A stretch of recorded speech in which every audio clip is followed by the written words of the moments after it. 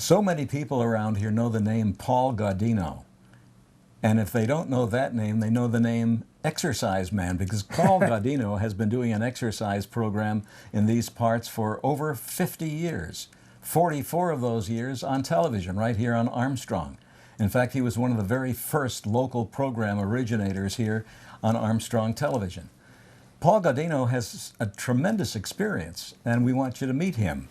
Paul, it's good to see you again. Always good to see you, Larry. Now, you've been doing a lot of programs, but a lot of people don't realize how this all started. Let's go back to the very beginning. When did you first become interested in exercise programs or health or exercise itself? At 14. Most kids that are watching the show are teenagers, don't know where they want to go, what they want to do. And I wanted to build myself up, get some self-esteem, because I had very low self-esteem. I couldn't talk in front of people for 1 minute. So it was one of those things that helped myself. And what did you do in the very beginning to build yourself up? Bodybuilding at the YMCA. Started there and just built myself up, and went from that to, of course, I was drafted later on in Germany and picked up exercise and did exercise shows. I mean, not exercise shows, programs, not only with the Butler Y, with the men and women and kids and all over Butler County. Now, between those two, between the time you started all this and the time you started teaching at the Y and getting your television program, you were a bodybuilder and you won some contests. Right. I was Mr. Butler, believe it or not. Runner-up for Mr. Pennsylvania. Well, not runner-up, 7th in Mr. Pennsylvania. Mr. Junior Allegheny. I did body physique. How did you do this? Where do you start, and how do you build yourself up to where you want to be? Well, I was going to Y, and like I say, you use weights, slight weights, you build yourself up, and then take lessons how to pose, because bodybuilding is mostly posing. And then I did a little bit of weightlifting, but mostly bodybuilding, because I wanted something that's going to last in my golden years. Is bodybuilding a healthy activity? Yes, it's something you can do all year round. I mean, all your life. But see, weightlifting, it's like any sport, there's a certain age it starts dropping off fast.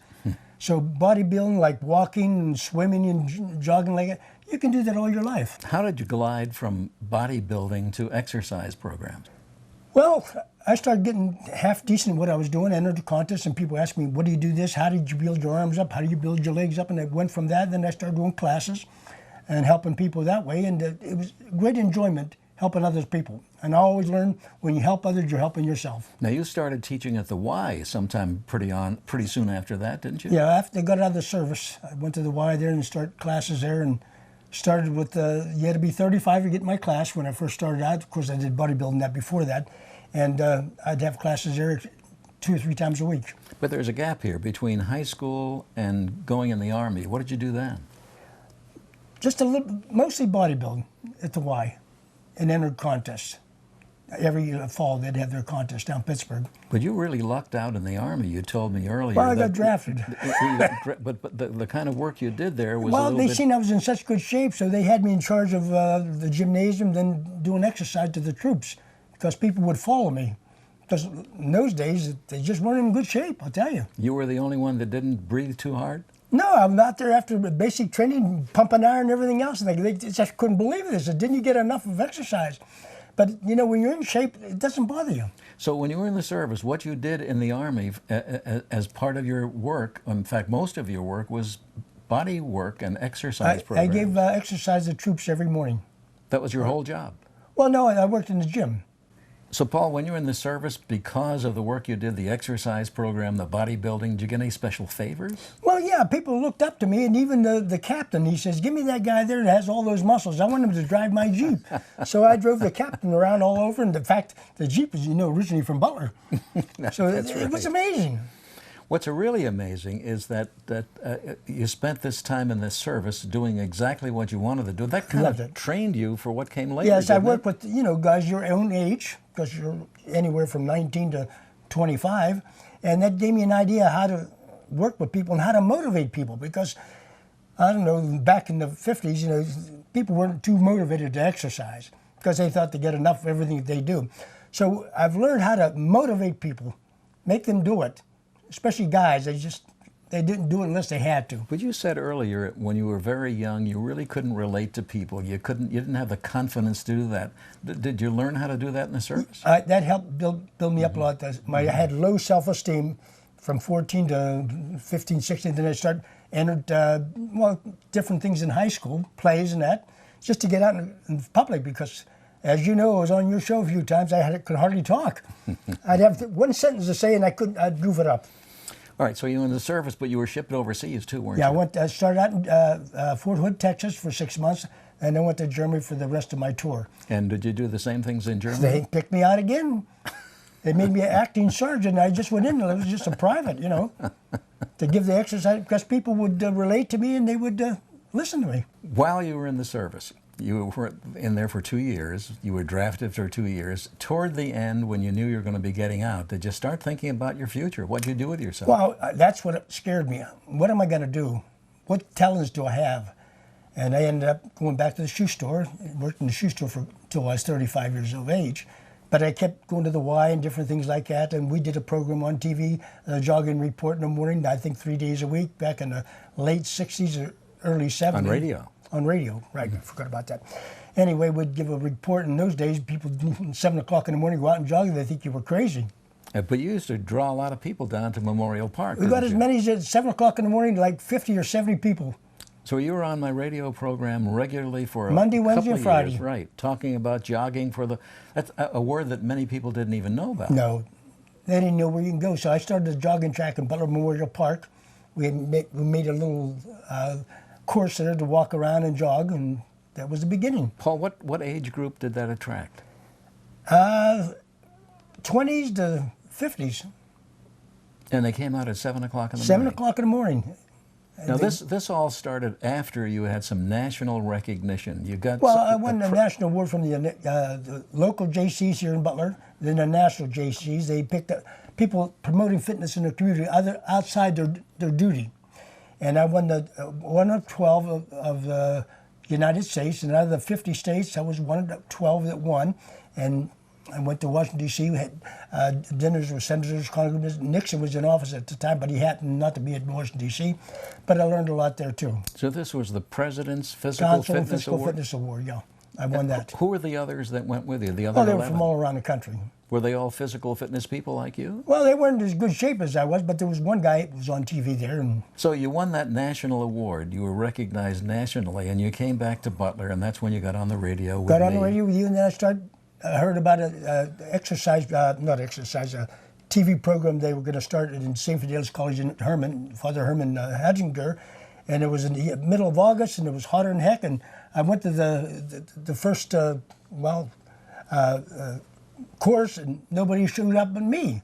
And the father says, well, you're the only one here. I said, I don't care. I said, I want to do a TV show, and I want to go nationwide. And he looked at me like I was nuts. Now, you wanted to do a TV show. Was there somebody that inspired you to do that kind of a program? Well, Jack LaLanne. I used to watch him back in the 50s, and I thought, boy, that looks like it's fun.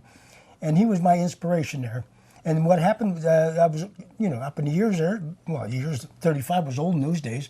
And I remember one show, he said, I was 35 when I started. I said, wow. Because all my wife's friends says, you're too old, actually. You're too old, dude. That's for young people. So it's amazing. If you have a good word to say to somebody, you don't know what's going to happen with that person. So did you design your show the way that Jack LaLanne did his? A little bit like that, yeah. What differences were there? Well, I didn't do one-hand stands and stuff that people couldn't do. I tried to do down-and-earth stuff.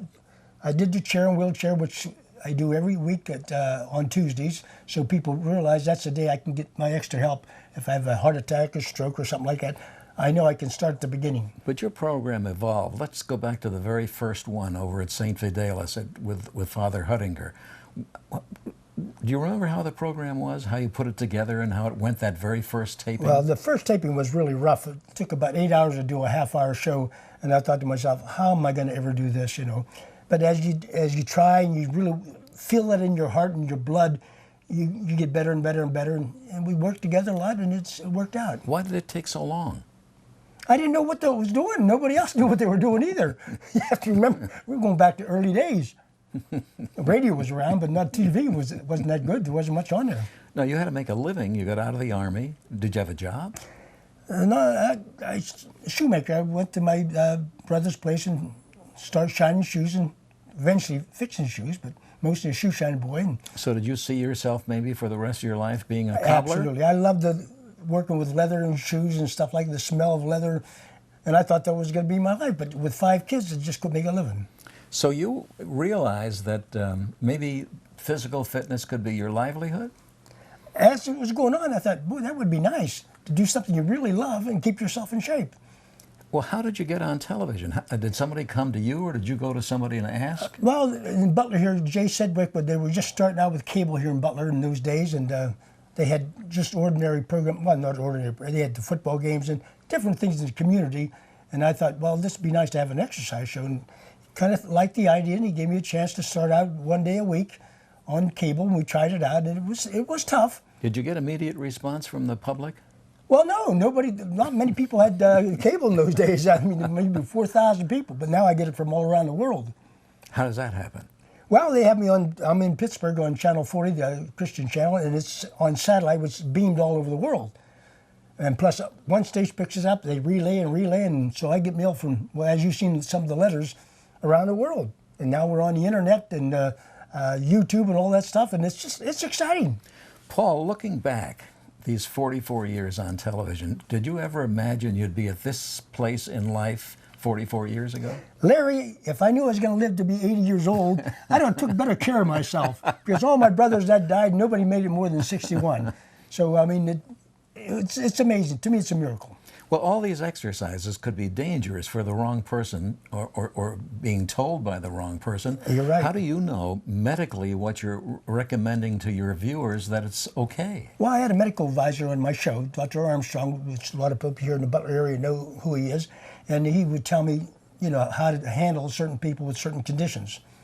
And I just went from that. It was a little bit of trial and error, but I was very cautious.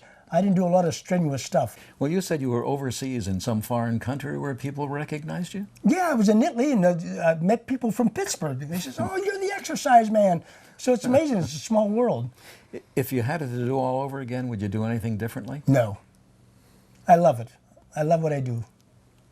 Do you think that you'll be doing this for very much longer? No, this is going to be my last year, Larry. I'm going to retire, 80 years old a couple months ago, so I think it's time to smell the roses and go out and see. My kids are scattered around the country, Florida, Virginia Beach, Maryland, so it's time to move on. A lot of people were just shocked by what you just said. You've been doing this so long. Well, they've depended it's hard. Upon you. Believe me, it is very hard. I'll bet.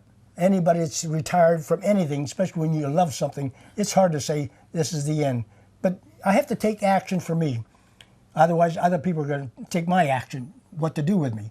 So I think it's a wake-up call. It's time now to do something different. You're in your 80s, and you've been exercising all your life. You've been bodybuilding in the beginning, and now a regular exercise program. You walk, you jog, you exercise with weights. Have you ever had any physical infirmities? Well, I've had problems now. I had a valve replaced in my heart, and they had to cut me right down to the center there. This was just about 11 months ago. Was it disappointing for you to realize? Well, I was shocked. After all you've done to take care of yourself, for your heart valve to go bad. But the doctor says it's worn out. You worn your valve out. So it isn't. The heart is actually the valve going to the heart. But they said the best way to do it right is cut down the center, the bone and so forth. But I'm coming along real good now. It's a big difference. What were the symptoms before that? I was getting tired, falling asleep a lot, and just wasn't myself. So I knew something was wrong. And the doctors knew something was wrong too. A leaky valve. After you had the heart valve, did you notice much of a difference? Yeah, I started picking myself up again, sleeping better and everything. It made a big difference. Did it change anything that you did in your show, realizing some other people may have the same problem? Well, I think people realize they like to see somebody that's been through it. Because I went through my operation at 79. So this is helping a lot of people, and it makes me feel good that if you need an operation, don't be afraid. Go out and do it. Have faith and do it. Over the years, you've had young people and old people listening to your show, watching your show on television. The very young people, should very young people get involved with exercises? You know, Larry, it's a funny thing you said that, because I have a lot of kids out there exercising. In fact, they named me the exercise man, and they would watch all the time. They said, my kids, instead of watching Mr. Roger or whatever, they were watching your show, and they were shocked. But they were happy because it kept them active. Now, you've been doing this a long time. Obviously, new people watch at any given time.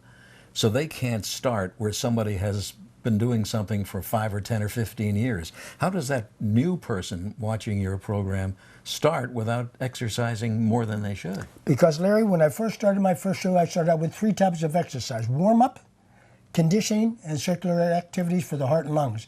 So I stuck with that format.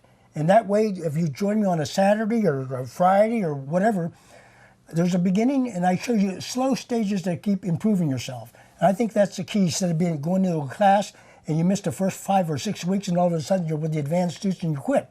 So with my show, they can start anytime, no matter what your age is or what condition you're in, but see your doctor first. Paul, some people watching today have never seen your show, I'm sorry to say. Yeah, you're right. And for those that are interested, maybe now they have some inspiration to start exercising.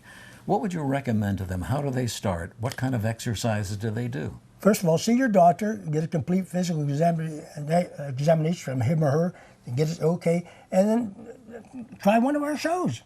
I'm on YouTube, I'm on the internet, everywhere, so there's no reason they can't follow it. And you do whatever you can do 10 times easily, and then you slowly build yourself up. Are there some people who've been watching your program all of these 44 years? There have been people come up and say, "You don't know me, but I started out when you first started out," and it's a good feeling. And every one of them feels that they stuck with it because it was doing some good, I guess. Yeah, they stuck with it, and some people says, "I wish I didn't quit." And we all go through this. There's time you think, well, I'm too old for this or whatever. Paul, every program each day, Monday through Friday, is a different program. You specialize in something or highlight something on each day. Tell us how that schedule works. Well, I come up with the idea with exercise for people with physical limitations, Larry, and they can't get to a gym or whatever. They don't have a physical therapist. They don't have the money, so I do chair and wheelchair exercise every Tuesday. Now, the reason I picked one day a week so people can remember that day. Because if I do it on Monday and a Wednesday or Thursday, they wouldn't be able to do it. And that has been very successful. Let's talk about the wheelchair exercises. How far can you go with somebody sitting in a wheelchair? It's amazing. I've learned so much. I went to classes, to people in wheelchairs and learned a lot. It's amazing what you can do if you really try, and you don't have to leave the house. Specifically, what do you do? What exercises do you recommend for them?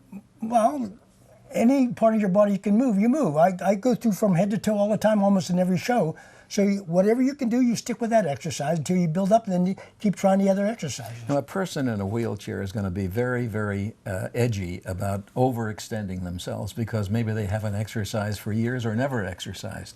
So they're afraid of going too far and hurting themselves. Well, Larry, I start out very simple. I do real simple exercise, even as it's like moving your wrist and moving your ankle, whatever like that.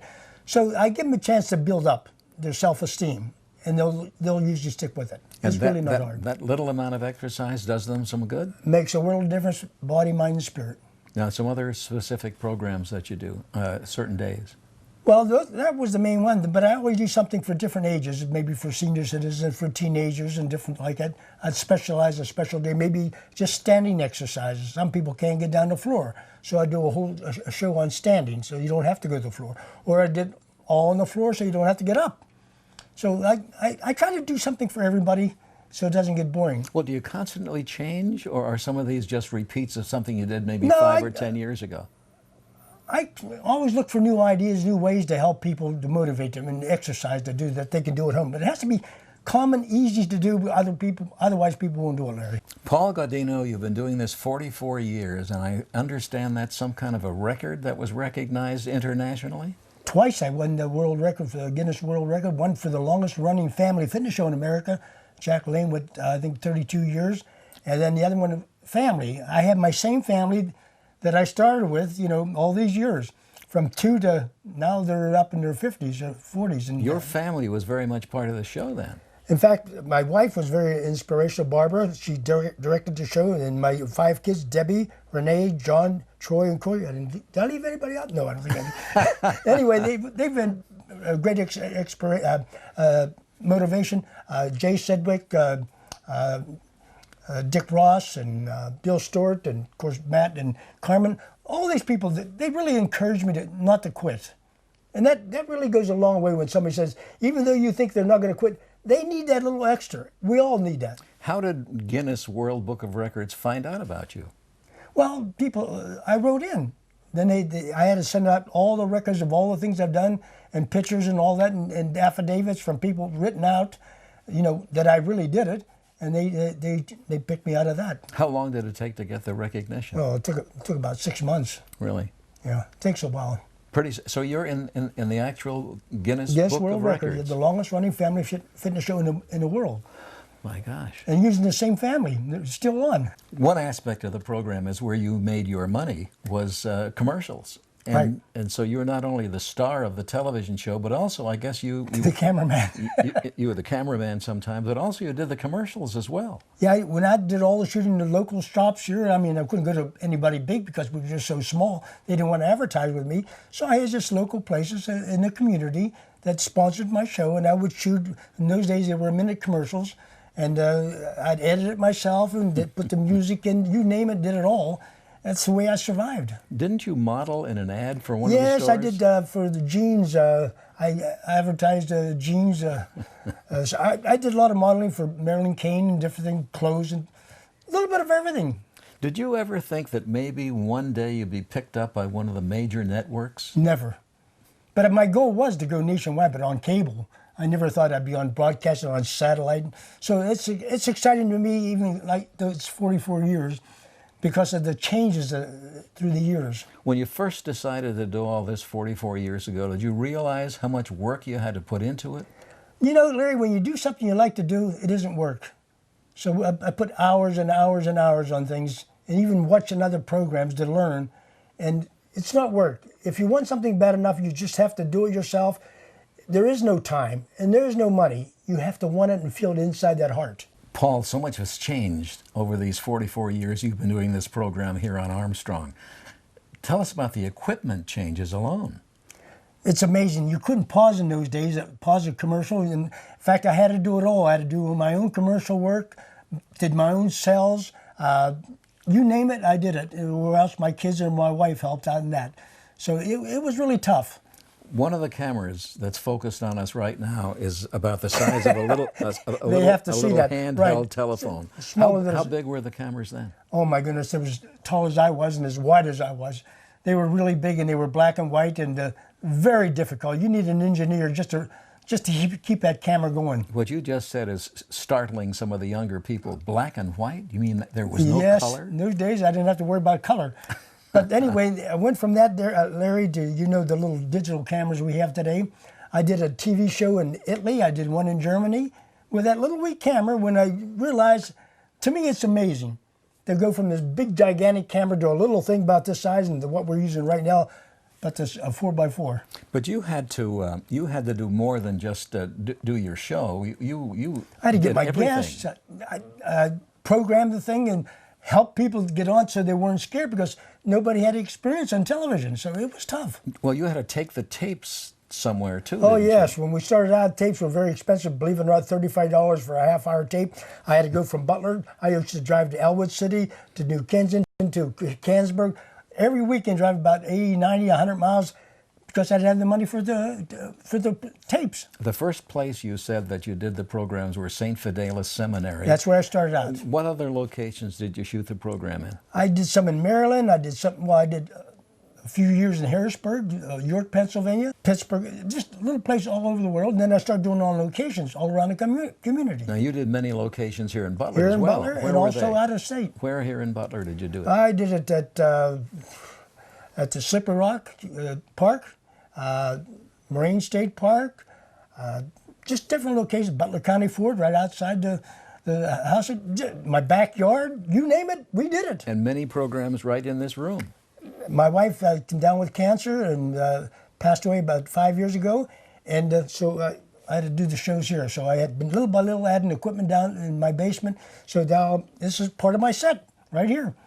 Among the many things that you've done over the years, recently you've done something to give back to your country and to give back to the community. Yeah, Larry, as being in the Army in Germany, and I want to do something for our veterans. So I come up with the idea, well, we've all heard of the terrible towel. I call this the perfect towel, the thank you veterans for our freedom. So I come up with that idea with that, and it's spreading all around the country, and I've raised money for our disabled veterans here in Butler County. I raised almost $15,000 for them. So what I'm now I'm going to be going to Florida and have it spreading all over southern Florida, all over the country. I have it actually in 6 countries, only one, but they're there. So people are thanking our veterans for a program like this. Has doing all of this all these years changed you very much, do you think? I think it's made me a better person and made me want to help people. And that's what's nice. You don't run out of people. There's always somebody that has a question and you can help them. And it's a great feeling. And so it comes to an end sometime later this year. This is the 44th year is going to be the end. Can you look ahead and feel how that's going to be not doing this program? Yes, it's tough. Right now, it gives you a funny feeling. Sometimes I'm depressed a little bit, because when you do something for so long, you feel funny not doing anything. So, but I'll keep myself active. So when you go to live with one of your children, wherever that might be, do you think you might get involved with something like this again? Absolutely, I have to. It's part of my life. I can't sit aside and watch somebody do something, and I know it can help them. And people are looking for help, aren't they? Yes, they are. Do most people stick with it? Well, if they're inspired, we all need motivation. Once you're inspired, then you get that motivation. You need somebody or someone or something to keep you going. So you have to have a goal, a long-term goal and a short-time goal. I don't care if it's 5 or 10 or 15 years, but work at that. Just in this short period that we've been talking here today, Paul, I think everybody can see the enthusiasm and the spark within you to have done all this. Where did that come from? It's amazing because usually you're burnt out after 20 years. Here I am, 44 years. I'm just inspired because when you know the way you started on the radio and just little things and you build up to the point you feel comfortable on television. And it's just a great feeling. And again, I'm helping people and I'm also helping myself. So the program's going to be over sometime this year. How will you keep yourself fit? I'm going to still be doing my thing, exercising at gyms and YMCA or whatever, and maybe start some classes. And I'm not going to quit. I do dancing, so I've been back to dancing again and keep the legs in shape because they're your second heart. What kind of dancing? I do ballroom dancing, jitterbug, just a little bit of everything. And it's great. It's a great feeling. Keeps you young. And good exercise. Great exercise. As all you dancers know that. Paul, if you could give some advice to people out there who have never thought very much about doing much exercise, what would you tell them? Set yourself a goal. No matter what, you may think it's impossible, but work at it. And do a little bit each day and keep that in your mind. Remember, whatever the mind can conceive, the body will achieve. And never quit. Paul, good to talk to you. Good to see you again. Thank you. Good luck to you. And thank you people there at home for all these years. Thank you so much. And take care of yourself. Okay. I'm Larry Berg. We'll see you next time on Faces and Places.